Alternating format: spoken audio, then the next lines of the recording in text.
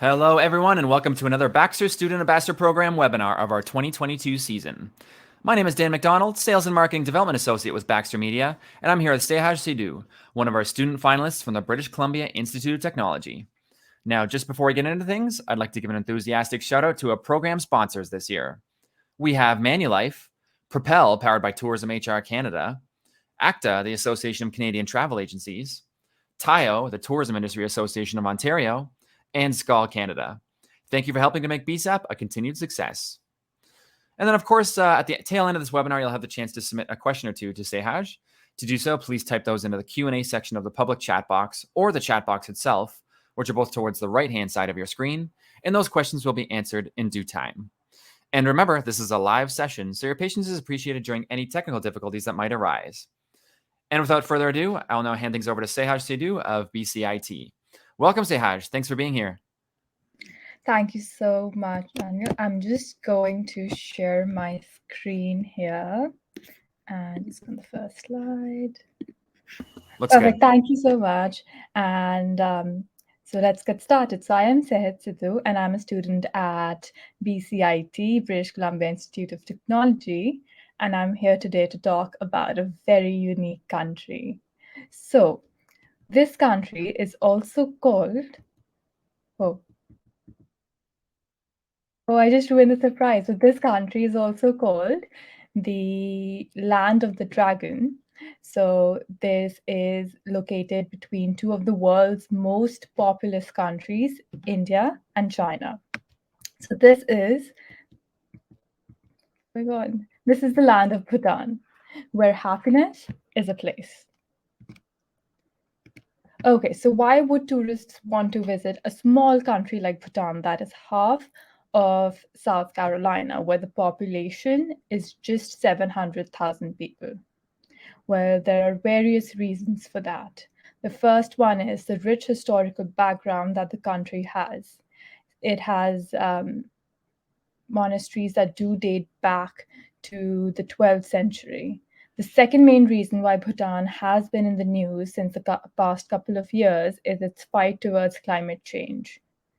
We'll talk about this more in the coming up few slides. The third reason is to enhance their spirituality and wellness. And finally, for the intrepid adventure sports.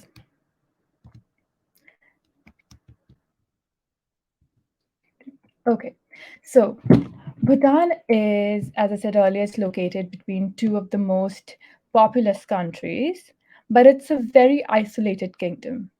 So Bhutan is where the past is still alive. There are a few reasons for that. The first one is it was never colonized. So a lot of Western influences are not there in the area.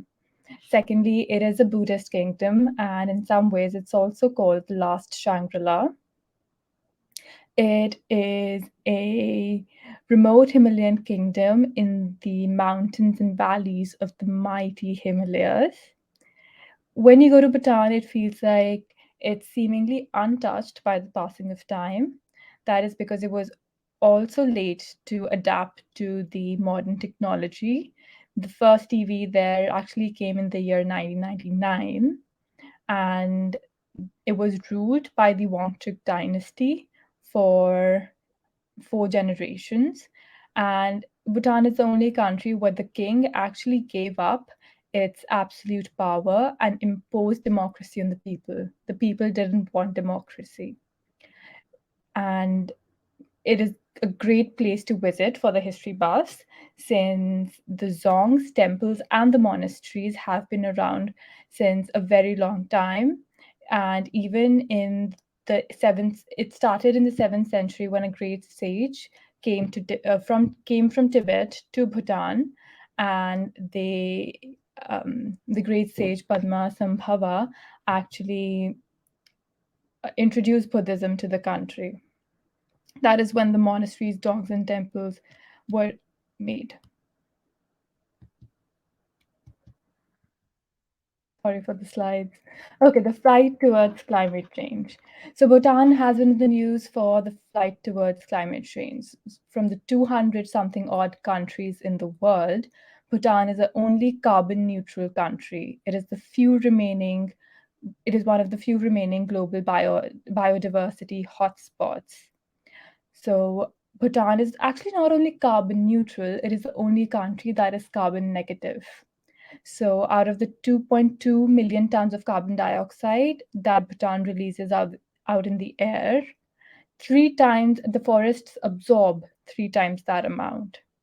Because of the location of Bhutan, it is blessed with a lot of forested lands, and the government of Bhutan wants to preserve those lands. So 71% of the land in Bhutan is forested, and because of that, you would see some amazing views of the valleys of the Himalayas. Another fun fact, Bhutan actually is committed towards being carbon neutral. It is a part of their constitution as well, that 60% of the land needs to be forested. When tourists visit Bhutan, it is quite literally like a breath of fresh air.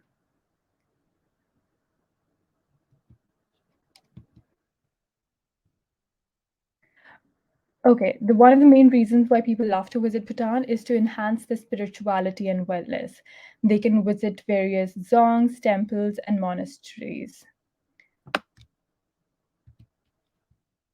Some of the most famous monasteries and some of the best tourist attractions in the area are the Tatsang Monastery. This was when the great sage came from Tibet to Bhutan and meditated in these very caves in the 7th century. And in the 21st century, 1962, a monastery was constructed in this place. So it is a great tourist attraction, though there's no photography that is allowed inside. Most of the tourists, when they go to Bhutan, this is the staple visit, where you can go there, you can meditate and connect with your inner self.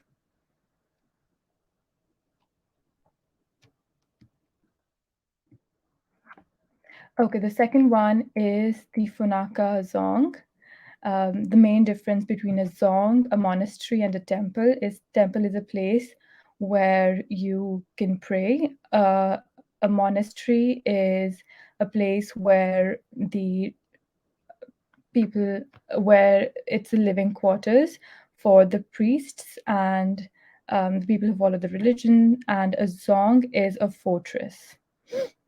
So the Funaka Song is the second and largest dzong in Bhutan and one of the most popular tourist attractions as well. It was built in the 17th century by Gawang Namgyal. So the great sage actually predicted that Gawang Namgyal, a person named Gawang Namgyal, will build a fort in one of the hills that looks like an elephant's trunk.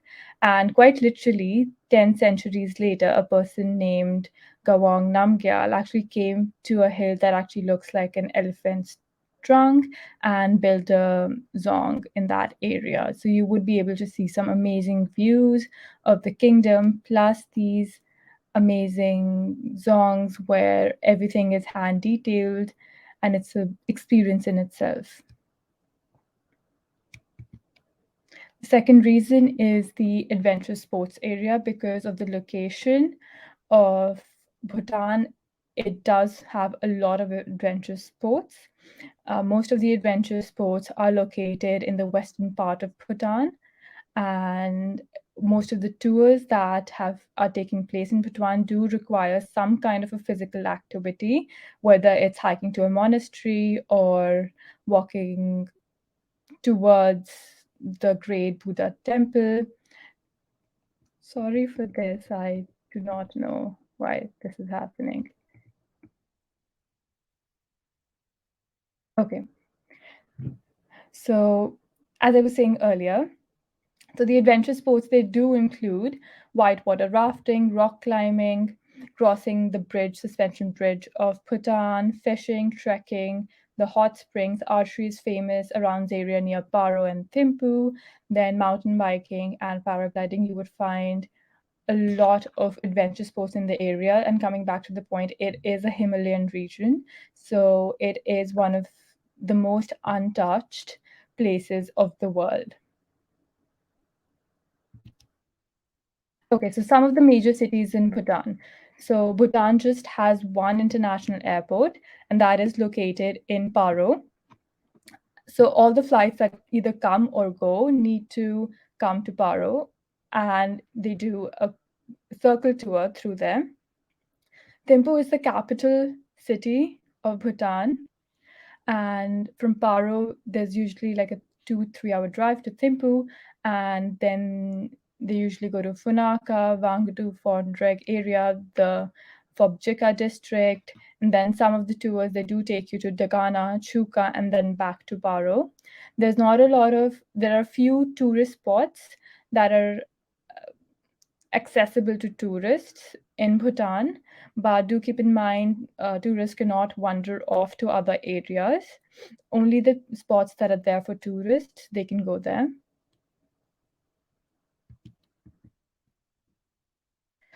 Okay, so the most important thing is Bhutan has a policy of high value, low volume tourism. So that means that it does have a visa fee, a daily visa fee that can range up to $250. It might sound like a hefty visa fee, but do keep in mind most of the times the accommodation, the meals are included in the fee. The reason for this is Bhutan wants to preserve their pristine environment, and to do that, they need to limit the number of tourists that do come into the area. So that is why they do charge a $250 visa fee. As I said earlier, tourists cannot venture off on their own, so they do need a local tour guide that needs to know the area, and tourists can only travel with a local tour guide. Second, Canadians do need a Bhutanese visa to enter and exit Bhutan, and the reason and the country, it is easy, and the country only gives out group tour visas. So if you're traveling with a group, that's when you can get a visa, and only the local tour agent or a foreign travel agent can then book the travel. The local tour agent is the one that's responsible for filling out the applications for the visas. And you need to have a 6-month validity on your passport when you're traveling to Bhutan as well.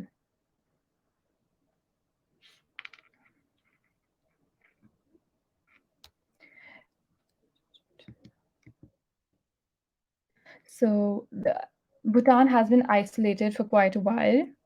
It actually let tourism into the country in the year 1962. It did have a limit on how many tourists can visit the country, but because of the changing times and the modern technology, now it doesn't have the number of people that can visit the country. There are no direct flights from Canada to Bhutan, but you would have to lay over at either Delhi or Mumbai before you can go to Paro,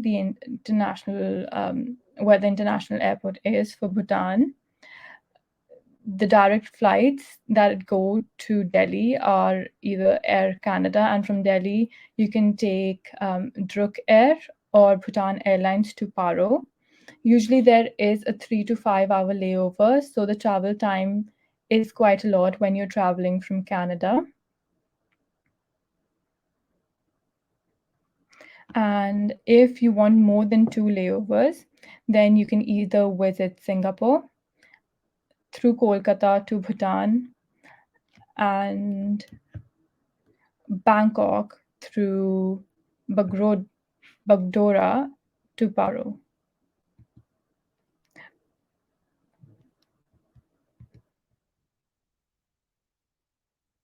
The accommodation. Bhutan is no stray to luxury, even though it is a small kingdom. There are various different hotel chains that are quite popular in Bhutan, and the hotel chains are very big in South Asia as well. The two of the most famous hotel chains that are there in Bhutan are Tashi and Le Méridien. So you can see both of them in the picture. They have taken to the construction of their hotel as if Bhutanese were to construct their own home. They do offer quite a few services like spas, hiking tours, etc. And the service level is quite high in the country as well. Okay, so this is one of the most famous hotels in Bhutan. This is in the capital of Bhutan, so Thimphu, but it is also present in different locations like Paro and Phobjika Valley. So this is the Six Senses. As you can see in the pictures here, this particular four pictures are from the Thimphu resort. The idea of the Six Senses resort is wherever you see, you would see a different view and have a different experience. As I said earlier, it's no stray to luxury, so you would be living quite luxuriously in the hotels. The hotels do offer services like travel trade, and they have their own hiking tours, they have their own walking tours, adventure tours. And the next one is Amankora Paro. So Amankora is also a very famous hotel chain that is present in Bhutan. So it is in Paro, Thimphu, and this is present in some of the areas that are not quite popular, like Changdong, and it is quite a luxurious restaurant as well. There are two services, two journeys that they offer. So one is Interpret Adventure, and the other one is Soul and Spirit. So as you can see in the four pictures here, it has a beautiful washroom. It has two vanity doors, a big king size or queen size bed, and it is actually constructed in between big, huge pine forests. So it's secluded from the city. So it is where you can have self-discovery, you can experience wellness, spirituality. They do take you, since it is in Paro, they do take you to a lot of monasteries for the hiking tours, and you do get to visit and experience a lot of different adventure sports areas as well.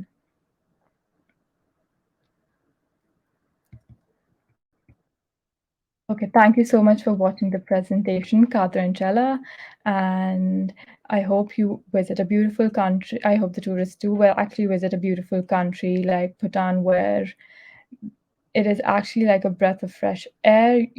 It is seemingly untouched by the passing of time, and the locals do wear the traditional dresses.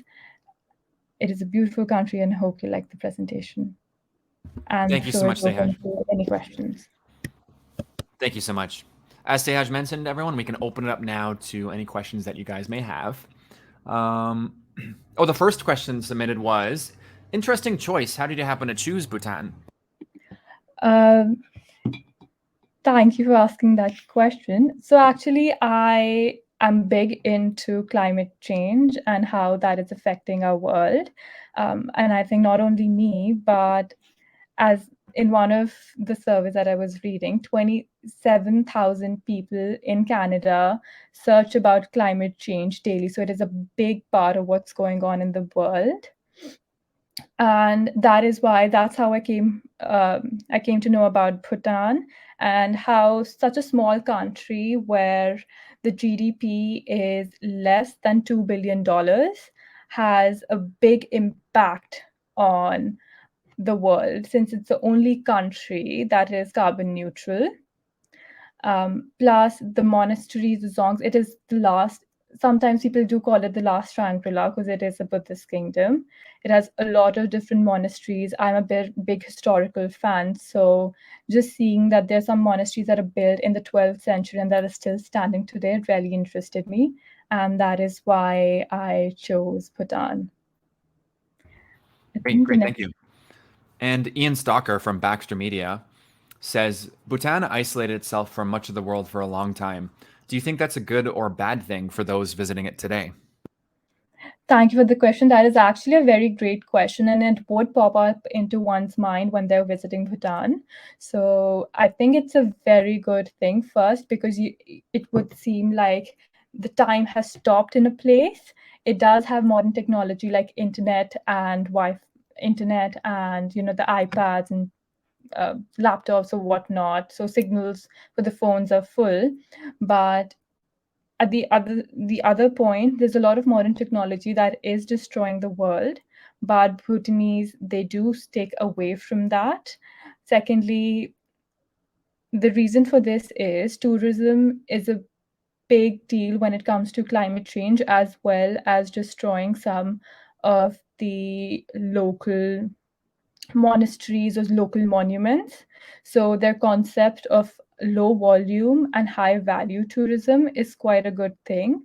Thirdly, since it was isolated from the world, a lot of the influences of the world do not reach the country.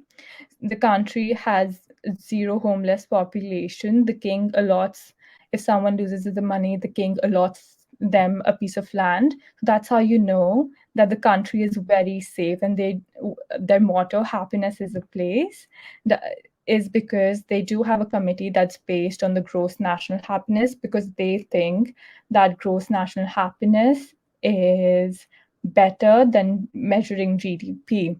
So people do call it an underdeveloped country, and we have a preconceived notion in our minds of how an underdeveloped country looks like. But since it was isolated from the world for a long, long time, it doesn't think that way. And it is not an underdeveloped, but it is a thriving industry. So I think it is really good for people to see a country that is doing all that just by itself, even though it is isolated from the rest of the world. I hope that answers your question. Oh, definitely. Yeah, absolutely. Thank you. It's definitely a fascinating nation with a very, very interesting history. And Sehaj, what would you consider to be your dream job? My dream job, the reason that I did join BCIT was to work in the travel industry. So something that is just related to travel, whether it's working at a DMO or a travel agency, a tour operator. So I'm just figuring out, but something that is definitely in travel. Great. Thanks so much. And let me just allow another few seconds here for people to submit any questions they may have. I've had some good ones so far, but we'll leave it open for another minute or so, just in case anyone else has anything they'd like to submit.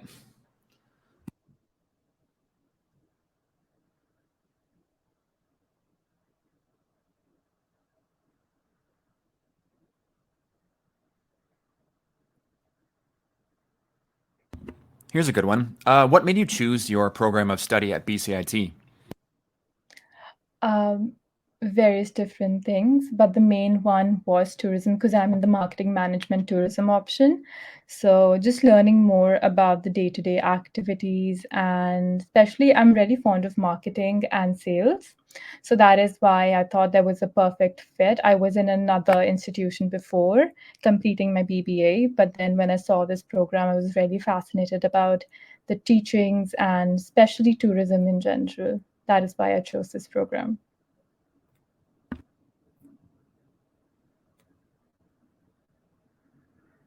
Thank you so much. I do believe that's it for the submitted questions. So I'd like to thank everyone that attended this webinar today. Thank you all so much for being here and for supporting the Baxter Student Ambassador Program in its 8th year. And Sehaj, thank you so much for your fantastic presentation. It was great having you here virtually with us. Thank you so much for having me. I hope everybody has a good day. So me or one of my team members will be in touch over the next few days, definitely no later than Tuesday next week, but likely even before then. So we'll be in touch very soon. Perfect. Thank you so much. Thank you for being here, everyone, and hope you all take care and have a great sunny afternoon.